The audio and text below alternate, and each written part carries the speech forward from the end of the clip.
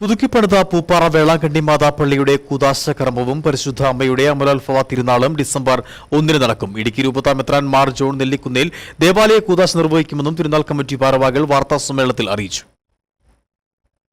പുതുക്കിപ്പണിത പൂപ്പാറ വേളാങ്കണ്ണി മാതാപ്പള്ളിയുടെ കൂദാശ കർമ്മവും പരിശുദ്ധ അമ്മയുടെ അമലോത്സവ തിരുനാളും ഡിസംബർ 1 നടക്കുമെന്ന് വികാരി father Thomas പുത്തമ്പുരയിൽ, കൈക്കാരന്മാരായ George ചുണ്ടൻകുഴി, Thomas കുരുമ്പേൽ, Joshi Mattappalliyil, തിരുനാൾ കമ്മിറ്റി ഭാരവാഹികളായ ജെയിംസ് കളപ്പുര, സണ്ണി ചുണ്ടൻകുഴി എന്നിവർ വാർത്താസമ്മേളനത്തിൽ അറിയിച്ചു. പൂപ്പാറയിൽ സ്ഥാപിതമായിരിക്കുന്ന വേളാങ്കണ്ണി മാതാവിൻ്റെ നാമധേയത്തിലുള്ള ഈ ദേവാലയത്തിൻ്റെ പണി പൂർത്തീകരിക്കപ്പെട്ടിരിക്കുകയാണ്.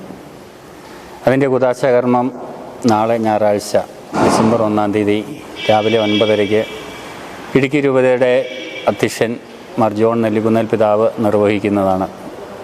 എല്ലാവരെയും ഈ നിമിഷങ്ങളിലേക്ക് സ്വാഗതം ചെയ്യുന്നു. ഞായറാഴ്ച രാവിലെ 6:30 മുരുക്കുംതൊട്ടി പള്ളിയിൽ കുർബാന, 8 മുരുക്കുംതൊട്ടി പള്ളിയങ്കണത്തിൽ വാഹന വെഞ്ചരിപ്പ്, തുടർന്ന് പൂപ്പാറ പള്ളിയിലേക്ക് വാഹന റാലി, 9:30 ഇടുക്കി രൂപതാ മെത്രാൻ മാർ ജോൺ നെല്ലിക്കുന്നേൽ ദൈവാലയ കൂദാശ നിർവഹിച്ച ശേഷം തിരുനാൾ കുർബാന അർപ്പിച്ച സന്ദേശം നൽകും. 12 ടൗൺ ചുറ്റി പ്രദക്ഷിണവും നടക്കും. 1 മണിക്ക് സമാപന ആശീർവാദം, സ്നേഹവിരുന്ന് തുടങ്ങിയവ നടക്കും. ന്യൂസ് ബ്യൂറോ, രാജകുമാരി.